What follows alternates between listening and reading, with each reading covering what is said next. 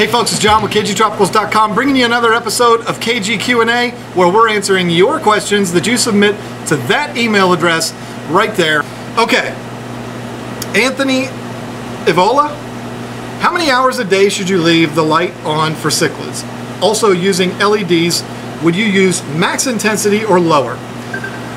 Some say 8 to 12 hours, some say split time 4 hours morning, 4 hours at night, some say cichlids want less light to only turn your lights on while feeding or viewing the fish. That's ridiculous. That's just ridiculous.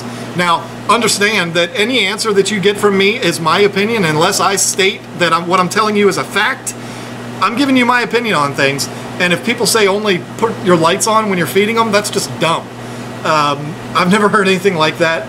I mean, none of these fish have ever seen the wild, the lakes or anything like that, unless you're buying fish that are wild caught. But do you think they're never exposed to light?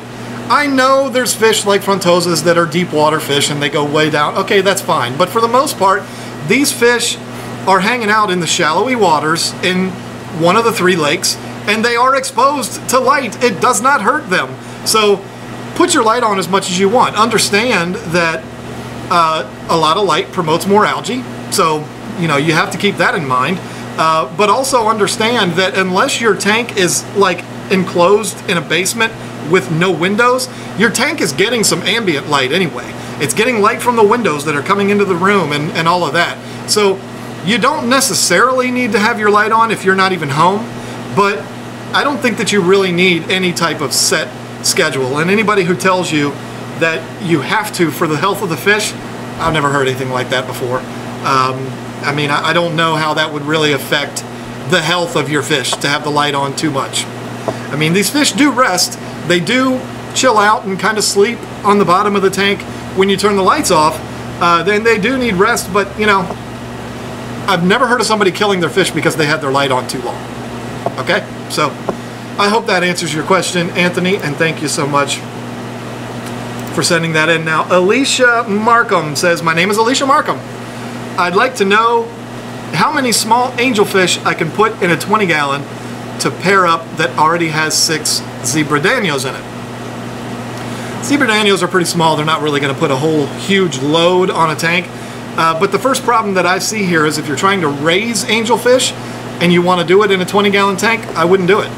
Angels are not these little teeny fish like zebra danios are. Angels get big. And if you want them to reach their full potential, they're not really going to do it in a 20-gallon tank. Now, I know what you're saying. You're saying, well, what, John? A lot of breeders recommend putting them in 20-gallon tanks, and that's true. But that's when the angels are already grown, and they don't need that big space to be able to grow to their full potential.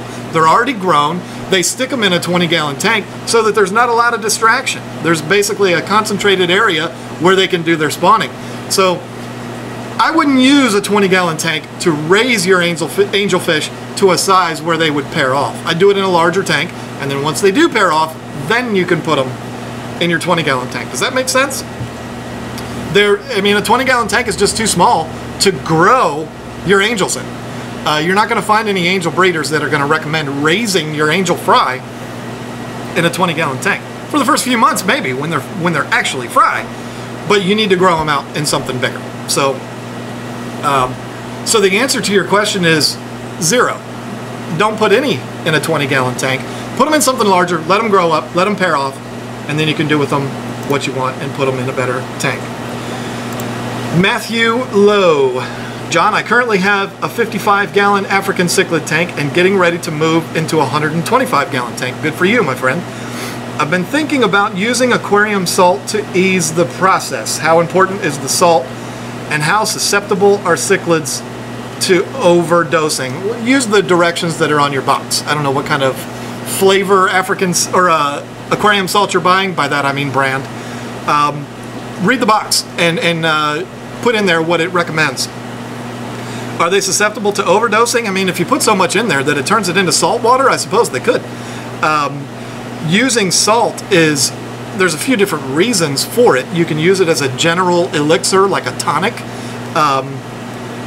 I've been trying to think of an analogy to use for that, and I can't really think of one, but to use it as something to just kind of help them with the stress and stuff like that, it definitely does work, and it is healthy for them. I don't know that it's really necessary when you're moving up to a bigger tank. I mean, I don't know that that's a real stressful proposition for these fish. I think they would love to be moved into a tank that's almost 3 times the size of the one that they're in now. So I don't know that it's all that necessary as far as helping them through the process. But aquarium salt, if your water that you're getting out of your tap calls for it, you know, if it's a very soft water and you want to harden it up, raise your pH and make it more appropriate for African cichlids, then yeah, it is essential. But you know, sometimes you run into places like us here where we come out of the tap almost ideal for African cichlids. So salt for us is not really used as a buffer, it's used more for an elixir for the fish, you know. So hope that helps you out. Good for you moving up to a bigger tank. We all do that, and we all should do that. So thank you, Matthew Lowe. Now, Bruce Leichman, who is a friend of the shop, and I am a big fan of this guy. He emailed like 3 or 4 times with the same issue, and so Bruce, you know I got a lot of love for you, brother, but you kind of figured the problem out for yourself. And going through the emails, it did kind of get a little confusing to me. So I'm going to skip your first one. Don't be mad at me, but I think you know, because you solved the problem on your own, that you know that I'm not just avoiding your question or anything like that. It was about ammonia spikes, and we will get into that later on in another video. Now here's the man, another good friend of the shop, Michael McShane. He asks, I am running 2 Marineland C360 canister filters and 2 hang on the back Aqua Clear 110 filters on a 125-gallon cichlid tank. How often do you think the canisters should be cleaned out, and what is your process? That's a good question. Now, I don't have Marineland C360s. You know, I have the FX6, the Fluval FX6. I have not used the Marinelands, but I might be using them in our studio project. Give you a little heads up there. I hope to be using them anyway. We'll see about that. But as far as cleaning out the canister filters, it's really funny that you asked that, because I talked about Bruce Leichman's question before. One of the causes of his problem, his ammonia spike, was that his filter was completely clogged. He uses an FX5, and the sponges and everything were just completely caked with waste.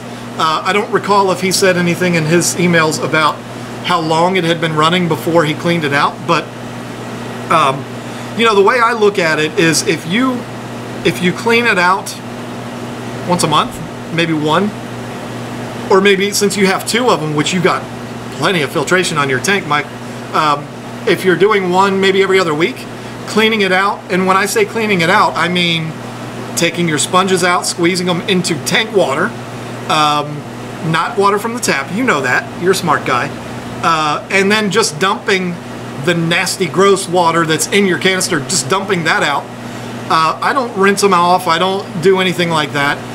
When I clean out a canister filter, I replace whatever chemical filtration I'm using, whether it's a Nitrosorb or a carbon or something like that. Go ahead and toss that, put new ones in, and then I squeeze out the sponges, and that's about it. That's all I do with the canister filters. The sponges in there can get pretty clogged up, and so squeezing them out, it doesn't remove the beneficial bacteria that has, you know, grown all in those sponges, but it does remove the waste and the leftover food and all of the big dirt particles that's stuck in the sponge, and makes it less active or less useful because it's all clogged up. So that squeezing them out gets that out without removing the bacteria, and you know, then pouring all that water out. I hope that makes sense, Mike. I'm super happy to hear that you're back on your feet, recovering really well, and you're back to work and everything. I'm really happy for you about that. I was worried about you, but I knew you were going to be fine. You're a strong guy. So hope that answers your question. But to recap, you know, maybe once a month.